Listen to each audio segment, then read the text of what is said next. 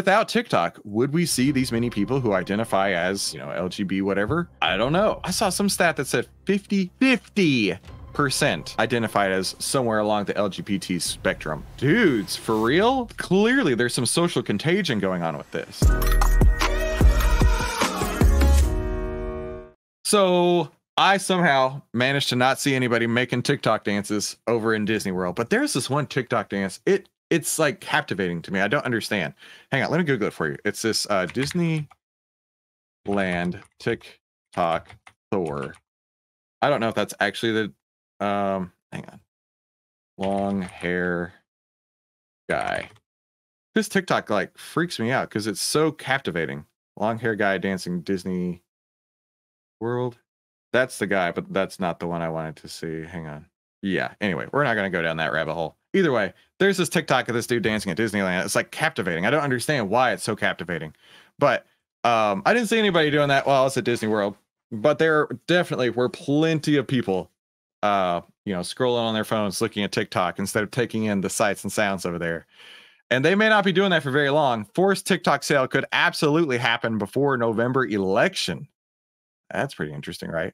The TikTok risks grow as November election draws nearer. A forced sale of TikTok, the social media app that U.S. intelligence have labeled as a security risk, could happen before the 2024 presidential election. These two House committee chairs appeared on the CBS Face the Nation after the House bill passed last week that would block TikTok from the U.S. app stores if parent company ByteDance, which is linked to the Chinese government, does not divest from it within 165 days. That's pretty interesting. That's pretty crazy that they're actually going to force a divestiture from TikTok. When asked if a forced sale could happen before the elections, this person says it absolutely could happen.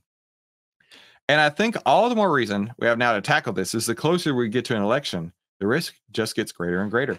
I think the real risk is disinformation or malinformation, right? Or what are they? Hate speech and all that crap that they want to label everybody who is not a far left crazy person. I think we're going to see a lot of issues in the very near future with AI, right? Because they can make some really convincing, AI made generated videos at this point.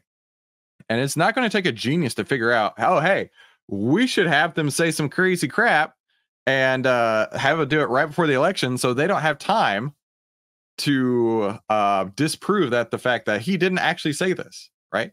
Either Joe Biden or Donald Trump could be the target of these smear campaigns where they just outright create videos, create hate speech using their image, their likeness, and then it gets spread all over social media.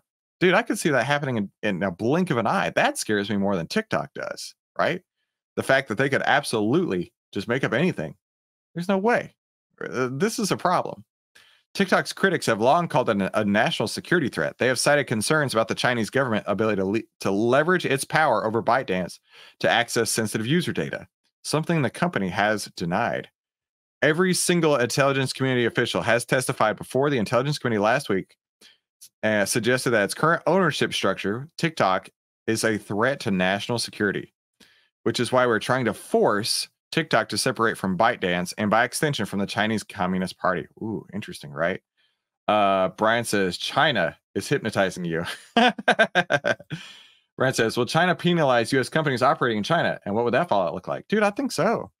But I've heard some crazy conspiracy theories that TikTok is like a psyop, right? Where they're having the youth get indoctrinated and they push these crazy people on TikTok, right? I mean, you've heard of the trans movements, the everything else movements where like it wasn't a thing a few years ago and now it's mainstream, and they made it mainstream because of the TikTok algorithms.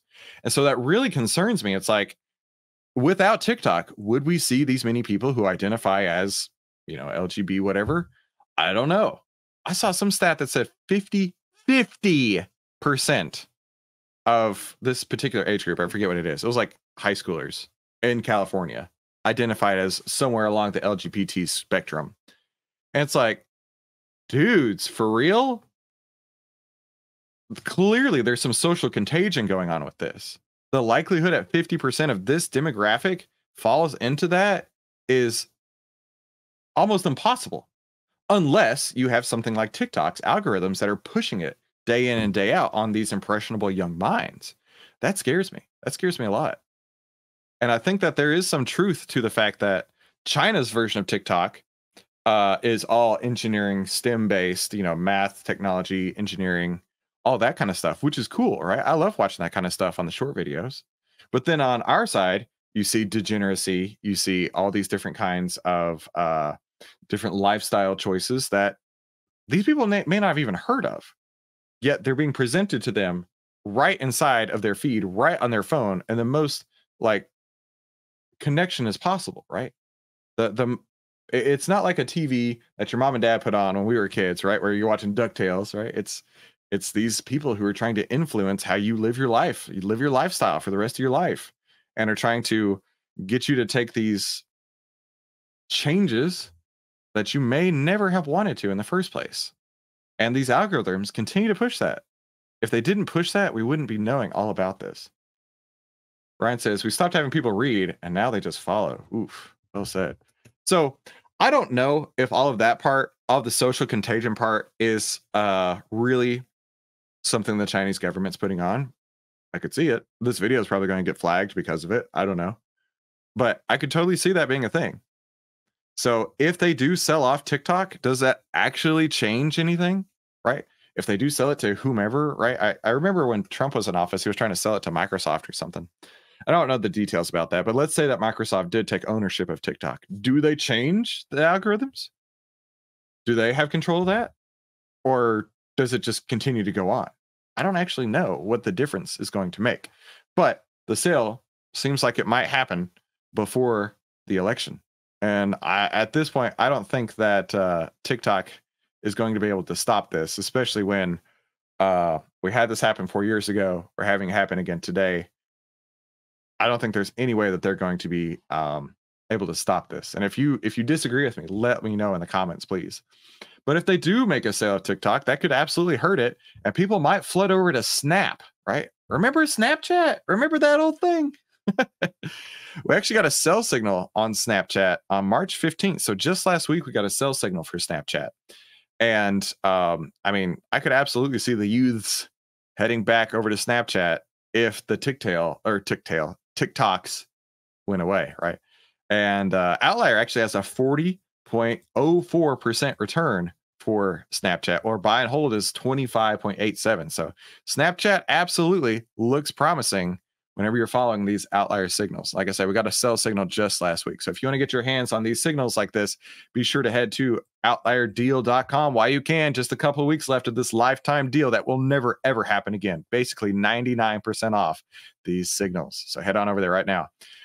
Breaking: U.S. House officially passes bill that would force TikTok sale or face a ban. Imagine if they released the Epstein client list just as fast as they voted for this bill. Okay, that was pretty funny. Let's go on here. First TikTok, then X. Ban TikTok legislation, ability to ban everything. Congress. I don't know. That's not such a crazy idea, right? Just a Trojan horse right there. Basically, government. We should be able to determine what counts as disinformation. Also the government. All these different things. That's pretty funny. They're using TikTok as a veil to their true intentions, manipulating the narrative to push towards their desired agenda. Absolute control.